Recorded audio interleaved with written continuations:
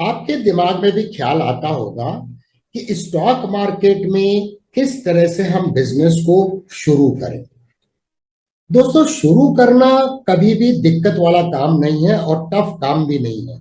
शुरू तो आप इंस्टेंटली कर सकते हैं, लेकिन एक प्रॉफिटेबल बिजनेस को मैनेज करना यह हमेशा चैलेंजिंग होता है। ट्रेडिंग का जो बिजनेस है स्टॉक मार्केट में, वो काफी प्रॉफिटेबल भी हो सकता है अगर वेल प्लान्ड तरीके से प्लानिंग करने के बाद लॉन्च किया जाता है। वैसे ही ये एक प्रकार का बिजनेस है दोस्तों। अगर आप हॉबी के लिए या साइड बिजनेस के रूप में देखना चाहते हैं, तो नॉर्मली ऐसे लोग कंसिस्टेंट प्रॉफिट की दिशा में स्टॉक मार्केट में नहीं बढ़ पाते हैं। तो अगर आप सीरियस तरीके से स्टॉक मार्केट के बिजनेस को लॉन्च करना चाहते हैं और उसे मैनेज करना चाहते हैं, तो इस वीडियो को अंत तक देखिएगा, ताकि आपको किन बातों का ख्याल रखना चाहिए उसकी जानकारी होना अत्यंत आवश्यक है। तो दोस्तों, वीडियो को लाइक कर दीजिए, चैनल को सब्सक्राइब कर दीजिए, बेल आइकन को हिट कर दीजिए नोटिफिकेशन के लिए, ताकि आप हमेशा अपडेटेड रहें।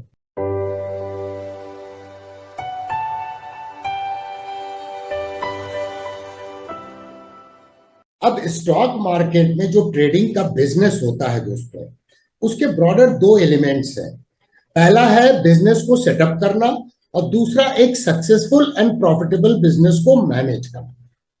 तो पहला जो स्टेप है दोस्तों कि बिजनेस को सेटअप करना, तो स्टॉक मार्केट में 90% से अधिक पार्टिसिपेंट्स जो हैं वो बिजनेस तो सेटअप कर लेते हैं, लेकिन सेकंड स्टेप जो है वो बहुत दिक्कत वाला काम होता है, क्योंकि उनके पास कोई स्ट्रक्चर्ड मेथड नहीं होती है बिजनेस को मैनेज करने के लिए और कंसिस्टेंट प्रॉफिट की दिशा में काम करने के लिए।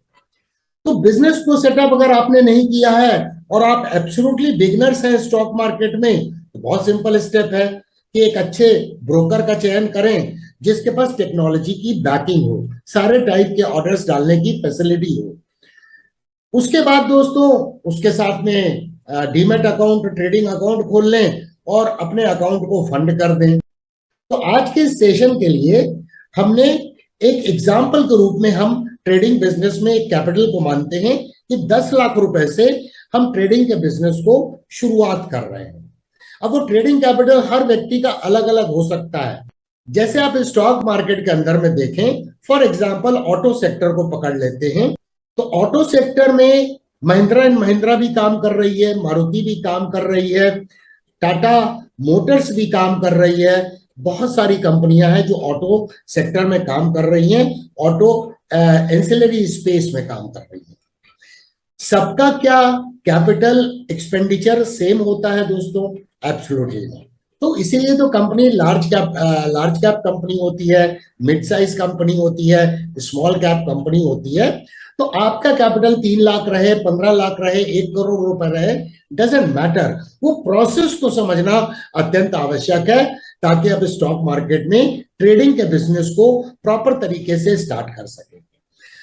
अब दोस्तों आता है सेकंड पॉइंट कि स्टॉक मार्केट में एक सफलतम ट्रेडिंग बिजनेस को कैसे हम मैनेज करें। चलिए उसे सीखते हैं।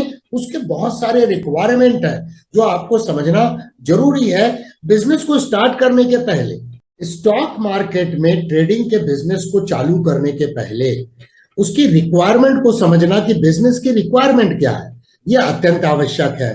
तो सबसे पहली रिक्वायरमेंट यह है दोस्तों कि आप अपने आप को एजुकेट करें, इसके बारे में सीखें कि स्टॉक मार्केट में एनालिसिस कैसे की जाती है, उसके बारे में पूरी जानकारी होना अत्यंत आवश्यक है। उसके बाद दोस्तों एक साउंड बिजनेस प्लान होना चाहिए।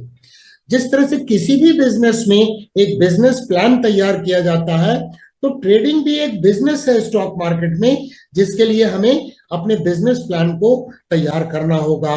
थर्ड स्टेप आती है कि एक अच्छे ब्रोकर को तलाश करना। कोई भी ब्रोकर को तलाश ना करें, ऐसे ब्रोकर जहां आपको सारे प्रकार के ऑर्डर्स देने में, रिस्क को मैनेज करने में, जहां पर वो सारी टेक्नोलॉजी बेस्ड सुविधा उपलब्ध हो, एक्स्ट्रा टूल्स उपलब्ध हो, ऐसे ब्रोकर को तलाश करना चाहिए। इसके बाद दोस्तों हमें कभी नहीं भूलना चाहिए कि आप अपने बिजनेस के चीफ एग्जीक्यूटिव ऑफिसर है, सीईओ है। जो सबसे बड़ा ह्यूमन कैपिटल जिसे बोलते हैं वो आप स्वयं हैं। फाइनेंशियल कैपिटल तो ट्रेडिंग कैपिटल जो डालेंगे वो अलग बात है। और आपने देखा होगा कि एक ही सेक्टर में कई बिजनेस होते हैं, क्या सारे बिजनेस सफल होते हैं या सारे बिजनेस अच्छा परफॉर्म करते हैं? तो वो इसलिए होता है दोस्तों कि उसकी मैनेजमेंट टीम कैसी है। तो वही चीज यहां पर भी लागू होती है कि ट्रेडिंग के बिजनेस में, स्टॉक मार्केट में आपको अपने आप को बहुत अच्छे तरीके से तैयार करना होगा और सारी जिम्मेदारी आपको लेनी होगी, क्योंकि आपके बिजनेस की जिम्मेदारी कोई और लेने नहीं आएगा। इसके अलावा दोस्तों ये बहुत इंपॉर्टेंट है समझना कि बिजनेस में हमेशा जो परफॉर्मेंस होते हैं उसको ट्रैक करना, उसको मॉनिटर करना, ताकि आप अपने बिजनेस के परफॉर्मेंस को देख सकें समय समय पे, इंटरमिटेंटली, मंथली बेसिस पे, 15 डेज के अंदर में या क्वार्टरली बेसिस पे। जो भी आप एक ट्रैकिंग की प्रोसेस बनाते हैं उसको रिजिडली फॉलो करें कि आपका जो पोर्टफोलियो है, आपकी जो ट्रेडिंग पोजीशंस हैं, उसका अल्फा क्या निकल के आ रहा है, आपका रिटर्न्स ऑन कैपिटल जो आपने एम्प्लॉय किया है उसके ऊपर में रिटर्न्स कितना मिल रहा है। ये सारी बातें बड़ी इंपॉर्टेंट है दोस्तों, और यही अधिकतर लोगों में मिसिंग होती है। यही कारण है कि 95% लोग स्टॉक मार्केट में कंसिस्टेंट प्रॉफिट कमाने से मिस कर जाते हैं। केवल 4 या 5% लोग लगातार मुनाफा करते हैं, क्योंकि ये एक जीरो सम बिजनेस है दोस्तों। कोई मुनाफा करेगा, कोई लॉस करेगा, तभी कोई मुनाफा करेगा, क्योंकि लॉस का पैसा ही मुनाफा करने वाले के पास ट्रांसफर होता है। इसके अलावा दोस्तों, एजुकेट योरसेल्फ से मेरा तात्पर्य क्या है? अपने आप को कैसे तैयार करें, एजुकेशन कैसे प्राप्त करें। यहाँ कोई ऐसा नहीं मैं बोल रहा हूं कि आपको पोस्ट ग्रेजुएशन या ग्रेजुएशन करना है, लेकिन आपको इसके बारे में कि इन्वेस्टमेंट करना कैसे है, ट्रेडिंग करना कैसे है, उसके बारे में नॉलेज होना। दोस्तों, एक बेंजामिन फ्रैंकलिन ने बहुत अच्छा कोट लिखा था, an investment in knowledge page the best interest. क्या आप अपने नॉलेज को गेन करने के लिए समय देते हैं, खर्च करते हैं? तो वो बहुत इंपॉर्टेंट है दोस्तों। इसके बाद दोस्तों, एक्वायर करना नॉलेज को, ताकि बिजनेस में हम एंट्री करने के पहले बिजनेस के बारे में जानकारी रखें। और नॉलेज किस बात का? हमें फंडामेंटल एनालिसिस आनी चाहिए, हमें टेक्निकल एनालिसिस आनी चाहिए, ताकि सही स्टॉक का, मार्केट में तो 7,000 8,000 स्टॉक ट्रेड हो रहे हैं, उस महासमुद्र में से एक सही स्टॉक का चयन करना जिसमें प्रॉफिट की संभावना बनती है। तो उसके लिए क्या करना चाहिए? या तो किताबों को पढ़ना होगा दोस्तों, और जीरो टू हीरो के प्लेलिस्ट में जो वीडियोस हैं उन्हें आप देखिए, क्योंकि उसमें पूरे कोर्स के सारे टेक्निकल एनालिसिस के एस्पेक्ट्स को समझाया गया है दोस्तों। और साथ में कौन सी बुक्स रिकमेंडेड बुक्स है उसका भी अलग से ट्यूटोरियल बनाया गया है। इसके अलावा दोस्तों, जब आपने नॉलेज ले लिया, ज्ञान प्राप्त कर लिया, it is completely like a process. तो साउंड बिजनेस प्लान होना बहुत जरूरी है कि आपका जो बिजनेस है वो, उसकी दिशा क्या होगी, उसको करने का तरीका क्या होगा, ये बहुत इंपॉर्टेंट है। तो पहले आप ये अपने बिजनेस प्लान को प्रॉपर तरीके से पेन एंड पेपर उठाएं और उसे डॉक्यूमेंट करें। Documentation of the business plan is must. जो मेजॉरिटी ऑफ द लोग ये चीज नहीं करते हैं कि हमें कैसे बिजनेस को रन करना है।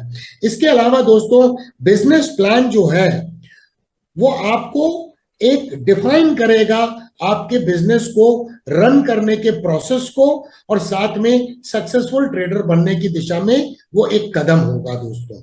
इसके अलावा दोस्तों, इंपॉर्टेंट है कि बिजनेस चालू करने के पहले कॉन्क्रीट डिसीजन ले कि आपको शॉर्ट टर्म ट्रेडिंग करनी है कि पोजिशनल ट्रेडिंग करनी है। ये दो नाव के ऊपर में जब कदम रखते हैं हम, तो कहीं ना कहीं हमेशा कंफ्यूज रहते हैं। मेरा शॉर्ट टर्म ट्रेडिंग से बिल्कुल भी तात्पर्य नहीं है डे ट्रेडिंग या इंट्राडे ट्रेडिंग। इंट्राडे ट्रेडिंग में सक्सेस रेट एक्सट्रीमली पुअर है। दुनिया भर के डेटा को उठा के देखें, उसमें भी हमने एक वीडियो बनाया था जो न्यूयॉर्क टाइम्स में एक आर्टिकल आया था कि दुनिया भर के ट्रेडर का, जो इंट्राडे ट्रेडर है या डे ट्रेडर है, उनका सक्सेस रेट बहुत पुअर है, because intraday volatility is very very difficult. तो अपने टेम्परामेंट को पहले गेस करें कि आप शॉर्ट टर्म ट्रेडर में बेहतर परफॉर्म करेंगे कि पोजिशनल ट्रेडिंग के हिसाब से अपने बिजनेस को स्टार्ट करेंगे। इसके अलावा दोस्तों वेल डिफाइंड ट्रेडिंग स्ट्रेटजीज होनी चाहिए। आप जब नॉलेज प्राप्त करते हैं टेक्निकल स्टडीज का कि चार्ट को कैसे स्टडी करना, तो ट्रेडिंग स्ट्रेटजी बनाने का भी नॉलेज होना अत्यंत आवश्यक है। आपके पास कम से कम 3 से 5 मिनिमम ट्रेडिंग स्ट्रेटजीज होनी चाहिए, क्योंकि मार्केट की जो कंडीशंस है हमेशा बदलती रहती है। कभी कोई ट्रेडिंग स्ट्रेटजी के तहत आपको मौका मिलेगा, कभी कोई ट्रेडिंग के स्ट्रेटजीज के तहत मौका मिलेगा। कभी आप देखेंगे ब्रेकआउट ट्रेडिंग का मौका है, कभी आपको स्लिंगशॉट ट्रेडिंग का मौका है, कभी आपको पुल बैक ट्रेडिंग स्ट्रेटजी का मौका है, कभी काउंटर ट्रेंड ट्रेडिंग का मौका है, और या कभी दोस्तों मीन रिवर्जन प्रोसेस के हिसाब से आप अपने पोजीशंस को बनाते हैं। तो वो दोस्तों आपका मल्टीपल ट्रेडिंग स्ट्रेटजीज होना अत्यंत आवश्यक है, ताकि इमर्जिंग मार्केट कंडीशंस में जो अपॉर्चुनिटीज आती हैं उसको आप पता लगा सकें और उस ट्रेडिंग स्ट्रेटजीज के जो आपने रूल्स बनाए हैं उस रूल्स को इंप्लीमेंट कर सकें जो आपके बिजनेस प्लान का हिस्सा है। इसके अलावा दोस्तों tools such as charting software, कौन सा चार्टिंग सॉफ्टवेयर आप यूज करेंगे, वो चार्टिंग सॉफ्टवेयर में क्या इनबिल्ट स्टॉक स्क्रीनर है अथवा नहीं है, जीटीटी ऑर्डर डालने की फैसिलिटी, आपने जो ट्रेडिंग अकाउंट खोला है या डीमेट अकाउंट खोला है तो उस ट्रेडिंग प्लेटफॉर्म पर जीटीटी ऑर्डर डालने की फैसिलिटी है कि नहीं है, ताकि दोस्तों हर चीज आपके पकड़ में रहनी चाहिए जब आप बिजनेस को चालू करते हैं। आपको याद होगा, आप में से बहुत सारे लोगों ने हमारे मार्केट एज मोबाइल एप्लीकेशन को डाउनलोड किया है, उसके कंटेंट को एक्सप्लोर किया है, और उसमें आपने देखा होगा कि जितनी भी ट्रेडिंग स्ट्रेटजीज के कोर्स उपलब्ध है उसमें सारे रूल्स वेल डिफाइंड तरीके से दिए गए हैं, ताकि कोई मिस्टेक होने की संभावना ना रहे, हम अपने इमोशंस के उस ट्रैप में ना फंस जाएं जिसमें हमें नुकसान होने की संभावना बढ़ जाए। तो दोस्तों ये बहुत इंपॉर्टेंट है समझना। इसके अलावा दोस्तों वेल डिफाइंड जब ट्रेडिंग स्ट्रेटजी होती है तो हमारा प्रीसाइज एंट्री प्राइस होता है, मार्केट में किस प्राइस पर किस स्टॉक में हम कब एंटर करेंगे और हमारा एग्जिट का प्लान रहता है। अब एग्जिट स्ट्रेटजी से मतलब है या तो हम मार्केट से निकलेंगे कब, या तो हमारा स्टॉप लॉस ट्रिगर हो जाएगा और या फिर प्रॉफिट टारगेट ट्रिगर हो जाएगा। तो वो बहुत क्लियर है, और अगर आप पोजिशनल ट्रेडिंग का डिसीजन लेते हैं तो आपके दिमाग में बहुत क्लियर कट किस तरह से स्टॉप लॉस को ट्रेल करेंगे ये क्लैरिटी होना अत्यंत आवश्यक है। इसके अलावा दोस्तों रिस्क मैनेजमेंट के रूल्स प्लेस में रहना बहुत इंपॉर्टेंट है, क्योंकि स्टॉक मार्केट में बिजनेस करना अपने आप में एक रिस्की प्रोफेशन है, और रिस्क को अगर आपने ठीक से मैनेज नहीं किया तो रिस्क आपका बिजनेस आपके कंट्रोल में नहीं रहेगा। तो बोलते हैं ना कि एक क्वालिटी रिस्क मैनेजमेंट जो है वो एक प्रॉफिट का रास्ता है, और ये बहुत इंपॉर्टेंट है दोस्तों। तो जब आपका जो आपने अपने आप को एजुकेट किया है, नॉलेज प्राप्त किया है, और जब रिस्क मैनेजमेंट को कंबाइन कर देते हैं तो सफलता के चांसेस ऑलमोस्ट गारंटीड हो जाते हैं दोस्तों। इसके अलावा इंपॉर्टेंट है कि ये सब स्टेप्स जो हैं आप कब सीखेंगे, जब आप सब्जेक्ट के बारे में जानकारी सीखेंगे, चाहे आप किताबों को पढ़ के सीखें या आपके चैनल पे जीरो टू हीरो की जो प्लेलिस्ट है उसमें पूरा कोर्स है, जीरो टू हीरो 1 से स्टार्ट करके 100 से अधिक वीडियोस है दोस्तों। क्योंकि जब इस चैनल की शुरुआत की गई थी तो सबसे डिफिकल्ट एस्पेक्ट को दिमाग में रखा गया था कि क्या मार्केट में लोग सीख के काम करते हैं अथवा नहीं करते हैं। तो ये देखा गया कि अधिकतर लोगों को कई बार ऐसा होता है वो बहुत छोटे शहरों में रहते हैं जहां पर ट्रेनिंग की सुविधा नहीं रहती है। इसके अलावा अगर वो बड़े शहरों में जाना चाहते हैं, मुंबई है, बैंगलोर है, दिल्ली है, यहाँ जाके सीखना चाहते हैं तो ट्रैवल का कॉस्ट है, वहां रुकने का खर्चा है। तो ये कोर्स जो है कई बार छोटे छोटे मॉड्यूल में कोर्स रन होते हैं, और सारे मॉड्यूल को आपने अटेंड किया तो 2.5 से 3 लाख का बजट हो जाता है। क्यों ना उस पैसे को बचत की जाए और जीरो टू हीरो को प्लेलिस्ट से सीख कर उसको ट्रेडिंग कैपिटल में डाला जाए, जिससे ट्रेडिंग चालू चालू की जाए, ट्रेडिंग का बिजनेस चालू किया जाए।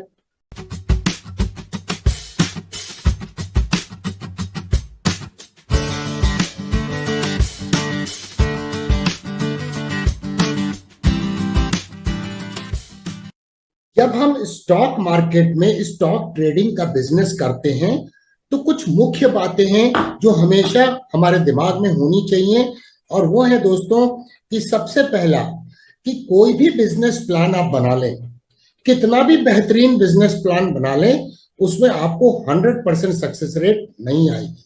दुनिया के बेहतरीन एनालिस्ट और बेहतरीन ट्रेडर का भी 100% सक्सेस रेट नहीं आता है। तो हमें रियलिस्टिक बनना होगा, और इसीलिए दोस्तों आपका नॉलेज बहुत इंपॉर्टेंट होता है, आपकी स्किल बहुत इंपॉर्टेंट होती है जो आप गेन करते हैं। तो नॉलेज आपके विनिंग रेट को 55% से 65% के रेंज में ले जा सकता है। इसका तात्पर्य है कि आपने 100 ट्रेड लिए तो उसमें से 55 से 65 ट्रेड्स जो है उसमें आपको प्रॉफिट होगा और बाकी ट्रेड्स में आपको नुकसान होगा, अगर आप लॉन्गर ड्यूरेशन में 100-150 ट्रेड्स के एवरेज को अगर आप देखेंगे तो। इसके अलावा दोस्तों रिस्क मैनेजमेंट इसलिए बहुत इंपॉर्टेंट हो जाता है कि हमें डिसाइड करना होगा अपने बिजनेस को चालू करने के पहले कि हमारा रिस्क जो है प्रति ट्रेड में 1% से 2% से ज्यादा अपने ट्रेडिंग कैपिटल का नहीं होना चाहिए। अब ये 1 to 2% ये एक रिकमेंडेड रेंज है रिस्क लेने की ट्रेडिंग के बिजनेस में, जहां पर लोएस्ट रेंज है 1% एंड हाईएस्ट रेंज है 2%। तो इसका मतलब ये है दोस्तों कि आपका नॉलेज लेवल क्या है, आपकी स्किल लेवल क्या है, वो तय करेगा कि आप ज्यादा रिस्क लेंगे 1 to 2% में, 2% पे काम करेंगे कि 1.5% पे करेंगे कि 1% रिस्क पे काम करेंगे। ये पहले से तय होना चाहिए, ना कि बार बार उस रिस्क एलिमेंट को चेंज करना है। अब दोस्तों इसका मतलब है अगर हमारा ट्रेडिंग कैपिटल 10 लाख रुपए है तो हमारा रिस्क पर ट्रेड क्या होगा, 1% के हिसाब से 10,000 रुपए। अगर हमने डिसाइड किया है कि 1.5% रिस्क लेंगे तो 15,000 हो जाएगा, और 2% रिस्क पे काम करेंगे तो 20,000 हो जाएगा। तो ये हमको पहले से तय करना है। ऐसा नहीं है कि बहुत अच्छा ट्रेड नजर आ रहा है तो ज्यादा रिस्क ले लेते हैं, ये ट्रेड अच्छा नहीं नजर आ रहा है तो कम रिस्क ले लेते हैं। कंसिस्टेंसी होना अत्यंत आवश्यक है दोस्तों। इसके अलावा पॉजिटिव एक्सपेक्टेंसी में काम करना, ट्रेड को इनिशिएट करने के पहले सारी चीजों को चार्ट के ऊपर में प्राइस चार्ट पर देख लेना, और ये आपने आप से पूछना कि क्या मैंने प्रिसाइज एंट्री प्राइस निकाल ली है कि किस प्राइस पर मैं इस ट्रेड में बाई करूंगा, हमारा स्टॉप लॉस क्या होगा, क्या हमने वो कैलकुलेट कर लिया है ताकि हमें पता लग सके कि रिस्क पर शेयर क्या होगा, और क्या हमने टारगेट निकाल लिया है ये देखने के लिए क्या हमें positive expectancy minimum risk to reward ratio 1:2 का मिल रहा है अथवा नहीं मिल रहा है। नहीं मिल रहा है दोस्तों तो किस लिए ट्रेड को लेना, क्योंकि हमारा पर्पस केवल ट्रेड करना नहीं है, हमारा पर्पस है क्वालिटी ट्रेड करके कंसिस्टेंट प्रॉफिट को मार्केट में कमाना। तो ट्रेड में एंट्री के पहले हमारे पास clear cut target price, stop loss और प्रिसाइज एंट्री प्राइस होना अत्यंत आवश्यक है। रैंडम तरीके से ट्रेड में एंटर ना करें। अब दोस्तों किसी भी बिजनेस को सक्सेसफुली रन करने के लिए उस बिजनेस ओनर का, जैसा मैंने अभी थोड़ी देर पहला कि आप अपने बिजनेस के चीफ एग्जीक्यूटिव ऑफिसर होंगे, तो उसमें पैशन और एनर्जी होना अत्यंत आवश्यक है दोस्तों, क्योंकि सीखने के लिए पैशन चाहिए, एनर्जी चाहिए। उसके बाद हमें कॉन्स्टेंटली उसे मॉनिटर करना है, बिजनेस प्लान को जो हमने बनाया उस हिसाब से बिजनेस चल रहा है कि नहीं चल रहा है, ये ओवरऑल जिम्मेदारी हमारी खुद की है। तो हमारे में वो पैशन, वो जील होना, वो स्पिरिट होना, वो एनर्जी होना अत्यंत आवश्यक है दोस्तों। और इसीलिए कोई भी बिजनेस, ना कि ट्रेडिंग बिजनेस, कोई भी बिजनेस डिमांड करता है कि high level of body and mind का एंडोरेंस होना। और यही कारण है दोस्तों, कुछ दिन पहले हमने जीरो टू हीरो के तहत में एक वीडियो बनाया था जिसमें हमने एंडोरेंस को कैसे इंप्रूव करें, तो वो आपके साथ डिस्कस किया था। तो ये नटशेल में बोला जाए अगर, तो हमारा पल्सेटिंग डिजायर होना सीखने के लिए, बिजनेस को करने के लिए, और बॉडी का एंडोरेंस होना और माइंड का एंडोरेंस होना, इन तीनों को ऐड कर देंगे तो वो एक सफलता का रास्ता तय करेगा हमारे लिए। अगर कोई भी लिंक मिसिंग है तो दोस्तों ये पक्का मान के चलिए कि कोई भी बिजनेस में कंसिस्टेंटली प्रॉफिट करने की संभावना कम हो जाती है। तो ट्रेडिंग बिजनेस भी कोई अलग टाइप का बिजनेस नहीं है, ये भी एक फुल फ्लेजेड बिजनेस है जिसमें desire, body endurance, mind endurance बहुत इंपॉर्टेंट है। तो हेल्थ के ऊपर में भी ध्यान देना अत्यंत आवश्यक है। हमने एबीसी मिरेकल के ऊपर में वीडियो बनाया है, आपने नहीं देखा है तो चैनल में सर्च कीजिए एबीसी मिरेकल टाइप करके, आपको मिल जाएगा, उसे जरूर देखिए। तो चलिए दोस्तों अब प्राइस चार्ट पर चलते हैं और एक ट्रेड सेटअप को मैं आपके साथ चर्चा करता हूं कि किस तरह से ट्रेड सेटअप को हमें बनाना चाहिए बिजनेस प्लान के तहत।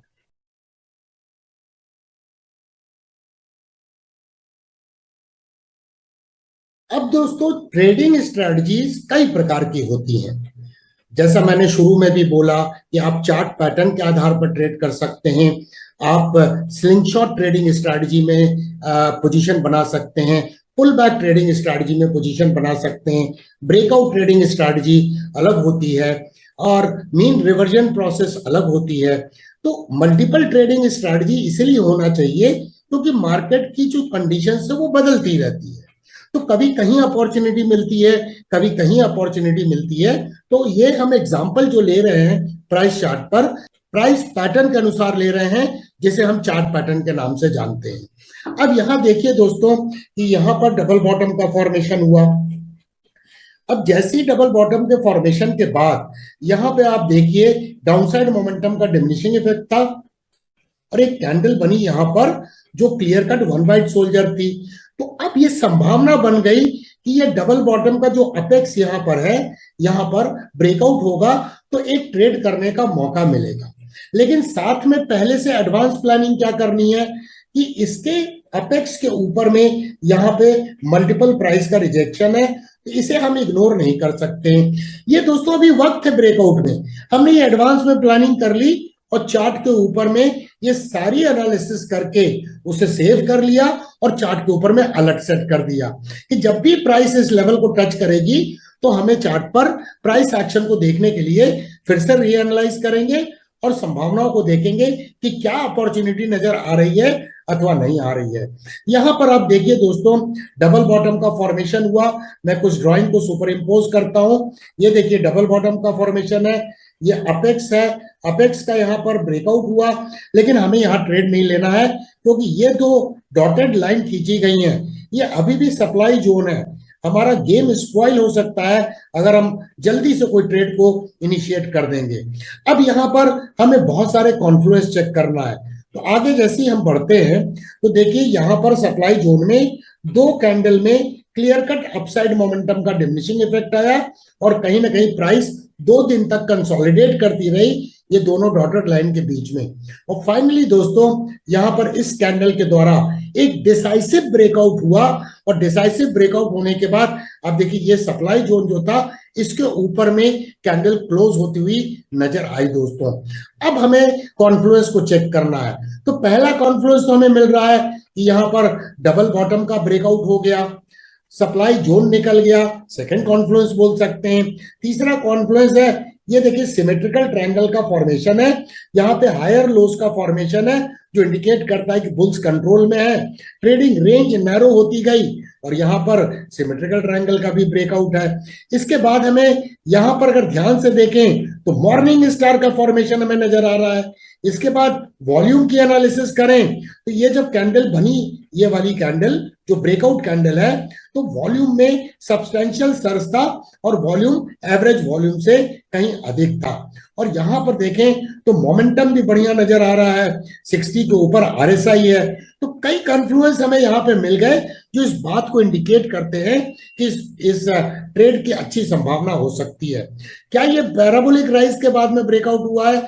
Absolutely not. 2 दिन तक छोटी छोटी कैंडल बनी है और उसके बाद में ये ब्रेकआउट हुआ है। तो अब हमारा ट्रेडिंग स्ट्रेटजी कैसे बनेगी? ये जो ब्रेकआउट कैंडल है हमने देख ली मार्केट के क्लोजिंग के बाद में। लाइव मार्केट में हमें कुछ नहीं करना है। अब इस कैंडल का जो हाई है वो है 1947। अब दोस्तों हाई के ऊपर में हम बाई ऑर्डर का प्रिसाइज प्राइस निकालेंगे, जो आपको 0 to 0 के प्लेलिस्ट में सिखाया गया है कि किस तरह से मल्टीप्लाइंग फैक्टर लगा के आप बाई लिमिट स्टॉप ऑर्डर निकालेंगे। ये आ गया 1954। ऑल्दो हाई है इसका, इस कैंडल का 1947, लेकिन हम एंट्री करेंगे 1954 पर और 1954 पे जीटीडी ऑर्डर डालेंगे। अब हमारा स्टॉप लॉस कहां होगा? तो ये देखिए यहाँ पे मल्टीपल सप्लाई बैंड था और ये अपेक्स भी है डबल बॉटम का, तो ये अब सपोर्ट के रूप में काम करेगा। एक बार ब्रेकआउट हो गया इसका मतलब अब डाउन साइड में सपोर्ट के रूप में काम करेगा, लेकिन मार्केट की वोलेटिलिटी में हमारा स्टॉप लॉस नहीं उड़ना चाहिए। इसलिए सप्लाई बैंड के लोअर फाइबर से हम 1 ATR नीचे अपने स्टॉप लॉस को रखेंगे। ATR कहां से चेक करेंगे? आप जो ब्रेकआउट कैंडल है उसके नीचे ATR देखिए, ये इंडिकेटर है ATR का, तो वैल्यू निकाल लेंगे और इसके नीचे इसकी वैल्यू 47 आती है, ये हमने नोट कर लिया। तो यहाँ पर देखिए ये जो सप्लाई बैंड है इसका लोअर फाइबर है, कहां पर? 1835 पर लोअर फाइबर है। तो 1835 से 47 माइनस कर देंगे तो 1788 हमारा स्टॉप लॉस आ गया। तो अब हमें पता लग गया कि हमारा रिस्क टू रिवार्ड रेशियो क्या निकल के आने की संभावना है, लेकिन उसके लिए हमें टारगेट निकालना होगा दोस्तों। तो अब यहां देखिए डबल बॉटम के हिसाब से हम टारगेट देखेंगे, 100% एक्सपांशन पे जाएगा तो वो टारगेट निकल के आता है 2365। अब हमें देखना है कि हमें पॉजिटिव एक्सपेक्टेंसी में काम करने का मौका मिल रहा है कि नहीं मिल रहा है। तो यहाँ इस कैलकुलेशन को देखें, यहाँ पे हमारा रिस्क कितना आ रहा है, entry price minus stop loss, तो 166 रुपीज का हम रिस्क ले रहे हैं पर शेयर के हिसाब से। ये हमारा रिस्क हो गया। तो हम क्वांटिटी कितनी खरीदेंगे? हमने तय किया कि 1% हम ट्रेडिंग कैपिटल का रिस्क लेंगे हर ट्रेड में और कंसिस्टेंटली वैसे ही करेंगे। तो 10,000 रुपए हम रिस्क लेंगे, 166 से डिवाइड कर देंगे तो 60.24 हमारी क्वांटिटी निकल के आई। अब फ्रैक्शनल बाइंग तो इंडियन स्टॉक मार्केट में परमिटेड नहीं है जैसे यूएसए के स्टॉक मार्केट में है। तो हम क्या करेंगे, इसे राउंड अप कर देंगे, 60 शेयर्स हम इस ट्रेड में बाई करेंगे। और किस रेट से बाई करेंगे? बाई प्राइस हमारी बिल्कुल प्रिसाइज है 1954 से, तो 1954 से 10 लाख रुपए में हमारा 1,17,240 रुपए का कैपिटल ब्लॉक होगा। अगर इसमें स्टॉप लॉस हिट होगा तो हमें मैक्सिमम लॉस होगा 10,000। ये हम ट्रेड में एंट्री करने के पहले हम तैयार हैं 10,000 रुपए के लॉस को लेने के लिए। अब हमें चेक करना है कि एक्सपेक्टेड जो रिस्क टू रिवार्ड रेशियो है वो 1:2 का मिल रहा है कि नहीं। तो 1:2 के हिसाब से हमारी एंट्री प्राइस, इसका मतलब हम जो रिस्क ले रहे हैं 166 रुपीज का, उससे दुगना प्रॉफिट हमें होना चाहिए, तभी तो एक अच्छा ट्रेड है दोस्तों। अब यहां पर आप देखिए रिस्क टू रिवार्ड रेशियो 1:2 के हिसाब से 2286 प्राइस निकल के आती है। अगर इस लेवल पे प्राइस जाती है, अगर हमारा टारगेट इस लेवल पे आता है या इससे ऊपर आता है, तभी हम इस ट्रेड को लेंगे। तो अब यहां पर देखिए डबल बॉटम के हिसाब से अगर हम टारगेट निकालते हैं तो ये टारगेट आता है 2365, जो 1:2 रिस्क रिवार्ड रेशियो से बेहतर हमें रिस्क टू रिवार्ड रेशियो मिल रहा है। तो इस ट्रेड में हम एंट्री करेंगे। अब आप यहां पर देखिए, यहां पर एक्सपेक्टेड प्रॉफिट होगा तो 24,660 रुपए का होगा, जो 21% प्रॉफिट है दोस्तों। अब आप देखिए ये प्राइस ऊपर जाती रही और अल्टीमेटली यहां पर टारगेट हिट हो गया। अब आप देखिए ये कितना वक्त लगा इस टारगेट को हिट होने में। यहां पर हमने एंट्री की, हमारी एंट्री फर्स्ट डे ट्रिगर नहीं हुई, सेकंड डे ट्रिगर हुई, तो यहां से हम देखें यहाँ टारगेट, तो ये दोस्तों 70 ट्रेडिंग सेशन में, 2 महीने से थोड़ा ऊपर ट्रेडिंग सेशंस में हमारा ये टारगेट अचीव हो गया और 21% का हमें मुनाफा हुआ। तो दोस्तों 21% का मुनाफा 2 महीने से थोड़ा अधिक में 2.5 महीने में ही पकड़ लीजिए, क्या खराब मुनाफा है जब बैंक आज की डेट में 5, 5.5%, 6% इंटरेस्ट देता है। तो दोस्तों इस तरह से प्लान करने से हमेशा क्या होगा कि जब भी स्टॉप लॉस ट्रिगर होगा तो हम लॉस छोटा करेंगे, और जब भी टारगेट हिट होगा तो हम पॉजिटिव एक्सपेक्टेंसी में काम करेंगे। तो ये तो हो गया दोस्तों कि चार्ट पैटर्न पे फिक्स टारगेट निकालना, टारगेट चार्ट पैटर्न पे निकालना और चार्ट पैटर्न के आधार पर प्रिसाइज ट्रेडिंग स्ट्रेटजी को डिफाइन करना। अब आप चाहें तो पोजिशनल ट्रेड ले सकते हैं।